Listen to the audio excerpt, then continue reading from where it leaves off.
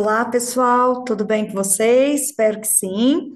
Conforme combinado, segue a nossa aula referente ao dia 11 de junho de 2025, ok? Nós vamos ter dois momentos na aula. Um é o das teorias, de liderança, que ficaram faltando, nós vimos algumas em aula, e depois eu vou trabalhar com vocês também o assunto liderança remota, ok? Bem, então. Vamos começar, eu vou projetar aqui, esse material vai estar disponível para vocês lá no File Online, ok? Bem, vamos lá. Acho que já apareceu aí para vocês. É, Vamos começar então pela teoria dos traços. Como vocês já sabem, a teoria dos traços foi a primeira teoria que tentou explicar se havia ou não alguns traços de personalidade que eram semelhantes em vários líderes. Então, o que se viu e o que se tinha ideia é de que você já nascia com alguns traços que iria dizer se você seria um líder ou seria um liderado. E que traços eram esses no primeiro momento? Foram pensados em traços físicos, intelectuais, sociais e traços relacionados à tarefa. Então, por exemplo, esses últimos, né, o quanto que a pessoa ela é persistente, o quanto ela tem iniciativa, o quanto ela tem proatividade para realizar uma determinada atividade. Então, isso já poderia indicar que ela teria esse traço de liderança. Isso nós conseguimos ver até em crianças. Se a gente for ver as crianças brincando, já dá para a gente identificar algum desses traços, né? Alguns desses traços. Em termos sociais, o quanto que essa criança é cooperativa, ou ela é mais competitiva, o quanto que ela consegue negociar, o quanto que ela consegue persuadir os demais ao seu redor, que vai indicar também um traço maior para a liderança. Questões intelectuais, vai aí, né? O quanto que ela tem de autoconfiança, essa, inclusive, tem até um traço bem emocional, né? O elevado QI, o quanto mais inteligente, isso a levaria a ser mais próxima de um perfil de liderança. E, em termos físicos, existem alguns estudos sem nenhuma comprovação, eles são até engraçados, mas eles dizem que existem algumas características físicas, como a estatura, por exemplo, que fariam com que a pessoa fosse vista pelo grupo como tendo traços de liderança. Por exemplo, uma pessoa mais alta, ela seria vista como líder da turma, o que não faz muito sentido a gente pensar nisso hoje, ok?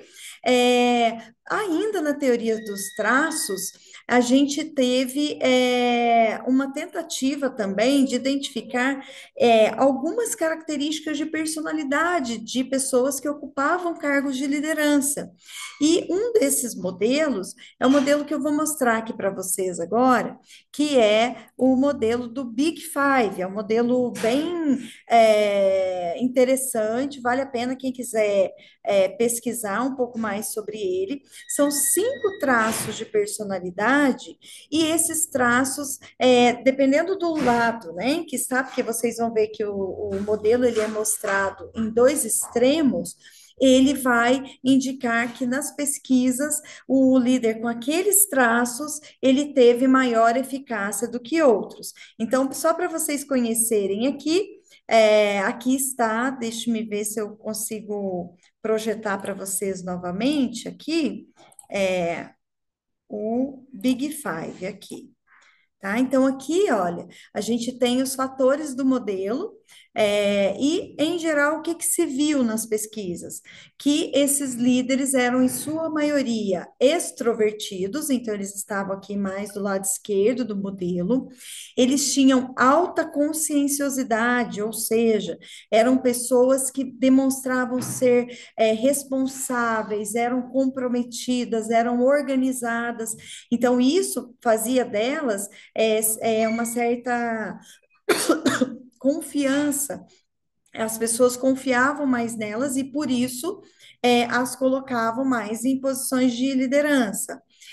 Uma outra característica é que elas eram pessoas mais flexíveis e por isso eram voltadas mais à experiência. Então, a pessoa, quando é mais flexível, ela tende a ser mais criativa, ela é mais aberta às ideias, tanto dela quanto também às ideias dos demais, que é uma característica bem interessante para um líder.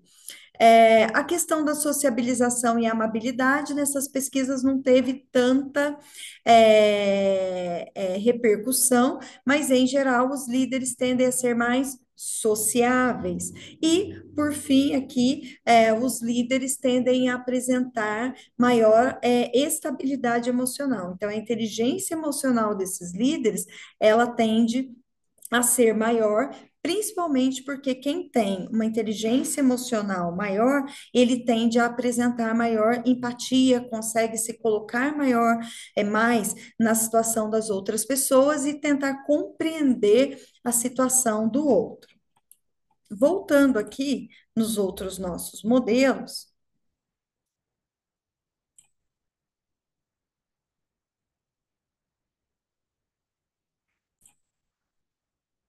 o que que nós vamos ter continuando aqui? Nós vamos agora para a teoria, só abrir aqui para mostrar para vocês, né? Aqui. As teorias comportamentais. Lembrando que nas comportamentais nós temos a crença de que o comportamento de liderança ele pode ser desenvolvido, então ele pode ser treinável. Então, tanto a produtividade quanto a motivação e a qualidade do desempenho dos seguidores, eles vão depender muito de como o líder vai se comportar, em relação a eles, tá? Tem a teoria dos estilos de liderança, que ela é super conhecida, acredito que para vocês ela não é nova, e que vai dividir em três estilos de liderança, que é o autocrático, o democrático e o laissez-faire. O autocrático é aquele líder mais tradicional que nós conhecemos, que é o que centraliza as decisões nele, e ele é quem comanda. O democrático, ele vai incentivar as pessoas a participarem das decisões, ele vai dar feedback, ele vai realinhar o curso do trabalho com a equipe, e o laissez-faire é o mais liberal de todos, ele delega as decisões para a equipe e ele espera que a equipe tenha aí maturidade para tomar as decisões mais adequadas. Uma outra teoria comportamental é a do grid gerencial de Blake e Moulton. O que que eles vão dizer, né? Já é uma teoria um pouquinho antiga. Eles vão colocar aquela preocupação do líder em dois quadrantes principais, que é a preocupação com pessoas e a preocupação com produção. Eu, inclusive, fiz em sala de aula para vocês verem onde que vocês iriam se encaixar, né? Dentro dessas divisões, eles vão fazer aí uma progressão que vai desde você não ter nenhuma preocupação nem com pessoas e nem com produção, até você ter uma grande preocupação com os dois fatores, tá? Então, é claro que dificilmente, eu nunca conheci, pelo menos, pessoas que se encontravam nesses dois extremos. Então, a gente vai estar ali distribuído, sendo que quando você está muito no meio, eles vão dizer que o de mediocridade. Então, assim, a preocupação ela é pequena, tanto com pessoas quanto com produção, e a gente sabe que os resultados não vão ser muito efetivos.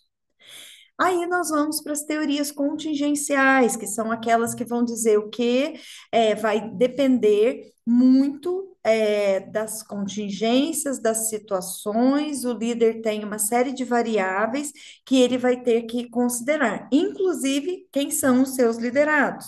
Tá? Então, uma delas é a teoria do caminho meta ou caminho objetivo, a outra, modelo da participação e liderança, e depois a gente tem a da liderança situacional, que eu já trabalhei com vocês em sala de aula. A gente dando uma olhadinha na teoria do caminho meta ou do caminho objetivo. Ela foi uma teoria desenvolvida na Universidade de Ohio por Robert House, e ele vai dizer o seguinte, né, que o papel principal do líder é conduzir os seus subordinados para que eles atinjam resultados, e para isso ele precisa dar informações, recursos, ele precisa apoiar a sua equipe para que ela atinja essa meta, esse resultado, certo? Isso vai variar muito de acordo com os fatores situacionais, o próprio comportamento do líder e também os resultados que são esperados. E aí eu vou mostrar para vocês aqui como que essa combinação pode se dar. Então a gente vai ter nessa teoria líderes que têm uma liderança mais diretiva e outros que têm uma liderança mais apoiadora. De novo, ele parte daquela ideia de produção, de técnica e de apoio, motivação. No caso da liderança diretiva, ele vai dizer que ela vai trazer maior satisfação e melhor desempenho para a equipe quando as tarefas que são apresentadas ali, elas são ambíguas, ou são tarefas muito estressantes, sob uma grande pressão, por exemplo. Então, nesse caso, um líder mais diretivo, ele é adequado.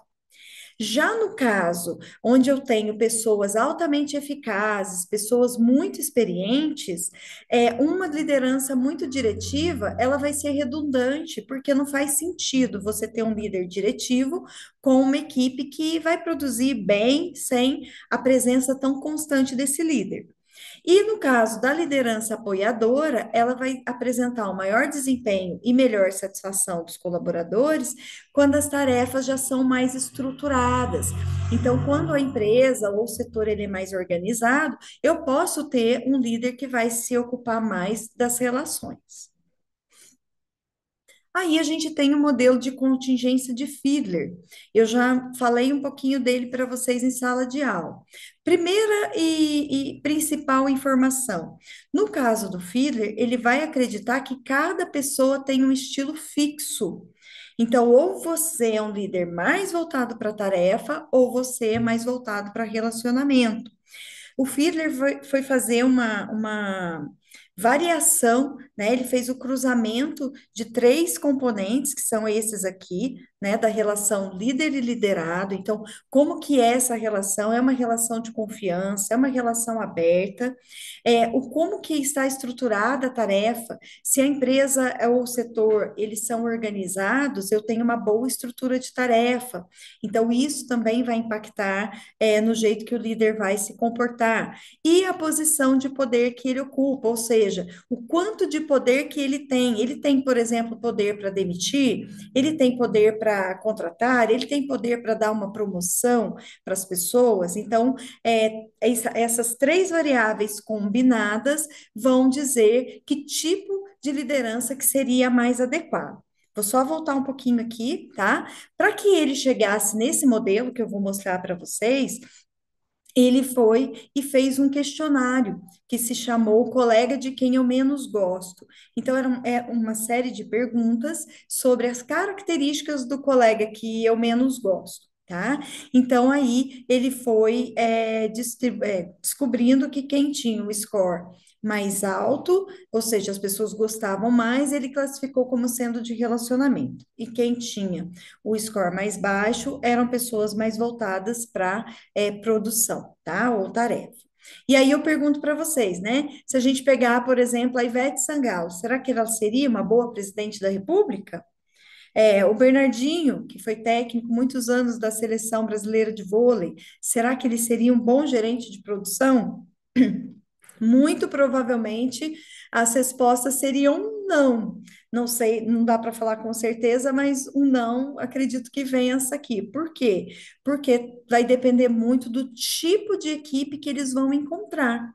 Tanto é o Bernardinho mesmo tem uma história. Ele foi técnico da seleção brasileira de vôlei feminino e ele não se adaptou. Já no masculino, ele foi campeão olímpico. Então, isso prova de alguma forma a teoria do Fiedler, que o líder ele tem já um modelo fixo, ele tem um estilo fixo de atuar. Então não é porque eu sou bom em um ambiente, em uma atividade, que eu vou ser uma boa líder em qualquer lugar que eu for. E aí, como não tem, então, essa possibilidade, essa flexibilidade do líder, ele vai dizer que só existem duas soluções quando você tem um problema, uma equipe que não está se dando bem com aquele líder, não está desempenhando bem. Ou você muda o líder. Então, no caso, eu preciso de um líder mais de tarefa em situações estressantes, então eu vou ter que trocar aquele líder que é mais de relacionamento. Ou eu mudo então a situação. Como que eu posso mudar a situação? Talvez estruturando melhor a tarefa, talvez dando mais posição de poder para aquele líder, ok? Aqui é o modelo dele. Então, só para vocês terem uma ideia, né? Aquelas três variáveis aqui do lado esquerdo, e se é uma situação favorável para esse líder ou não. A gente vai ter também a teoria do modelo de participação e liderança do Vroom e do Jara, tá? O que que eles fizeram? Eles pegaram 12 variáveis, tá? E essas variáveis, elas vão ajudar na tomada de decisão. Então, vou só falar as variáveis para vocês terem uma ideia de quais são e depois eu explico como é que esse modelo funciona, que é um modelo bastante complexo. A importância da decisão, a importância da obtenção do comprometimento do subordinado à decisão, então, quanto que ele acata, né? Se o líder tem uma quantidade suficiente de informações para tomar uma boa decisão, o quanto bem estruturado está o problema, se uma decisão autocrática receberia o comprometimento dos subordinados, porque aí eles consideram quem são esses subordinados também. Se os subordinados vestem a camisa e os objetivos da empresa, se pode haver conflitos entre subordinados em relação às alternativas de solução, vocês vão entender daqui a pouquinho as alternativas de solução.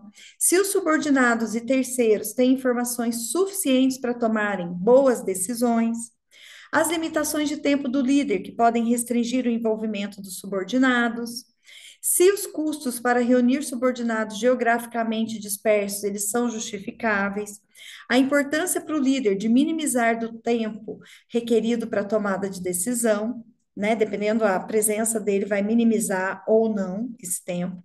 A importância do uso da participação como uma ferramenta para o desenvolvimento das habilidades decisórias dos subordinados. Então, aqui o quanto que essa participação das pessoas, né, dos envolvidos, eles vão ou não contribuir aí para desenvolver os subordinados, porque tem decisões que o líder vai ter que tomar sozinho. Então, essas foram as 12 variáveis. E aí, o que que eles fizeram? Eles desenvolveram um programa de computador, porque para cada variável dessa, eu tenho possibilidades de respostas. Então, assim, eu posso responder sim ou não. Então, por exemplo, a qualidade da decisão é importante? Se a resposta for sim, eu vou seguir um caminho, que vem a próxima variável. Se for não, eu sigo para a próxima pergunta, mas que na hora que eles vão fazendo a comparação, né, e colocando ali o que que uma resposta sua, se foi sim ou não, ela vai interferir na próxima pergunta, eu vou precisar realmente de um modelo complexo de decisão, porque senão, imagine, eu tenho até aqui para ficar mais fácil, quer ver? Aqui, ó, tá? O modelo. Então, dependendo da sua resposta, ele vai ser um caminho que você vai seguir, como se fosse um caminho de fluxograma. Quem trabalha com programação aí vai entender bem esse modelo. E aí, na medida que você vai dando as respostas, você vai chegar aqui nos comportamentos que seriam viáveis para esse líder, o quanto, a quantidade de participação que ele vai fazer, dependendo das respostas. Então, imaginem vocês que esse modelo, ele não é um modelo viável, apesar dele ser um modelo bem interessante, ele é um modelo que deu muito trabalho para fazer, provavelmente, pela complexidade dele, mas ele não é muito viável, porque imagina, você tem que tomar uma decisão, e aí você tem que passar por 12 perguntas, dessas perguntas você vai gerar respostas para cada uma delas, e só então você vai decidir o que fazer. A gente sabe que não é assim, em geral, nós decidimos agimos de acordo com a nossa experiência, com a nossa intuição, com a situação que ali se apresenta. Então, neste caso, como que ficaria? Só para vocês verem o modelo deles pronto, tá? Depois que é feita aquela árvore de decisões, a gente vai ter aqui como estilos o autocrático um, autocrático 2, consultivo um, consultivo 2, grupo 2. O que que vai significar isso? Que você vai desde o modelo em que você resolve e toma decisão sozinho, até aquele modelo que o grupo vai participar e vai partilhar o problema, podendo decidir juntos. Tá? Então, assim, é um modelo bacana? É muito bacana, mas ele tem bastante crítica por não ser viável. Tá? E ele vai ignorar outros fatores que estão ligados à questão humana, né? Por exemplo, estresse, a capacidade da equipe, a experiência da equipe, o nível, né? Quem são esses subordinados, que, por exemplo, na liderança situacional, a gente vai considerar, e também por ele não ser aí aplicável. Ok? Imagina você ter que tomar uma decisão e falar: peraí, deixa eu abrir o meu software aqui de decisão e depois eu faço a minha, né? Eu tomo a minha ação. Não faz sentido. Aí nós vamos ter um outro modelo, que é o modelo da liderança carismática.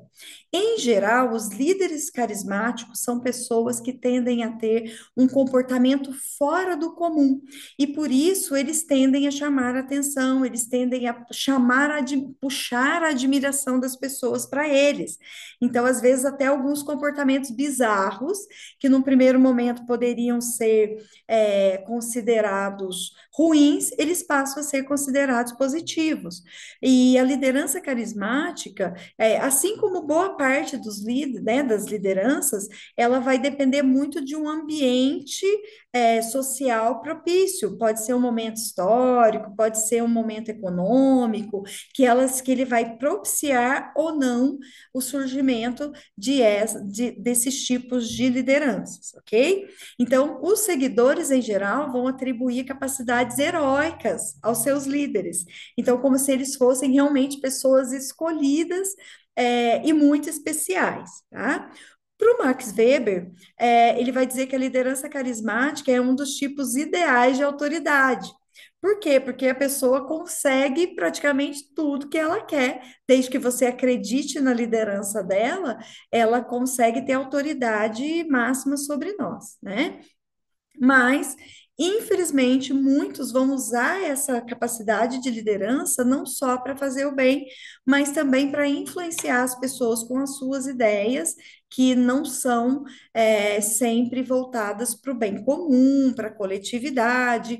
O perigo que ronda muitos líderes carismáticos é que eles acabam se tornando, às vezes, mais importante do que a organização, ou até, por exemplo, imaginem um líder carismático de um país, ele pode se colocar acima da nação, e aí as pessoas não vão estar em prol da nação, do bem comum, para que o país progrida, mas sim vão seguir aquele líder cegamente, e tudo que ele falar. Tá? Uma afirmação do Robbins aqui, que é a nossa bibliografia básica, né? Vai dizer aqui, olha, muitos usam o seu poder para transformar as empresas em algo à sua imagem e confundem o que é de seu interesse pessoal com os interesses da empresa, confirmando o que eu acabei de falar para vocês. Então, em geral, se acredita, algumas pesquisas mostram que o líder que é carismático, foram feitas pesquisas com gêmeos idênticos, e eles já apresentam alguns traços de liderança carismática desde muito pequenos. Então, em geral, se tem aí uma dificuldade maior para se treinar uma pessoa como sendo um líder carismático. Tá? A gente vai ter alguns exemplos na história. A gente tem o Mandela, que eu pedi para vocês e reforço aqui, assistirem ao filme Invictus. A gente vai ter o Gandhi e líderes negativos também, que nos rondam tanto no passado quanto no presente. E aí nós temos também a liderança transformacional. A liderança transformacional, ela vai ser, de alguma forma, uma junção do que nós vimos da liderança transacional, que a liderança transacional é aquela que está mais focada na execução das atividades. Então, o líder, ele vai fazer uma troca, ele é com base na recompensa. Então, por isso a ideia de transação. Eu preciso que você realize algo e para isso você vai ter a sua recompensa. E ela vai somar, além desses elementos da recompensa, ela vai somar os elementos da transacional. Então, o líder transacional, ele vai não só fazer mudanças no ambiente de ordem técnica, mas ele também vai transpassar isso, fazendo com que seus liderados sejam estimulados intelectualmente, fazendo com que eles se inspirem, fazendo com que eles tenham uma projeção de carreira e uma orientação para chegarem onde se espera que eles cheguem. Então, é alguém que passa a ser até um influenciador, ele passa a ser até um modelo que vai além só da relação ali empregado, empregador, líder, liderado. Tá? Então, ele faz realmente transformações profundas nos seus liderados. Considera-se hoje que a liderança transformacional ela é a que mais traz eficácia né, no exercício da liderança. Porque, além de eu me preocupar com a produção, eu também vou conhecer meus liderados a fundo e vou investir neles a minha energia, a minha atenção, o meu cuidado.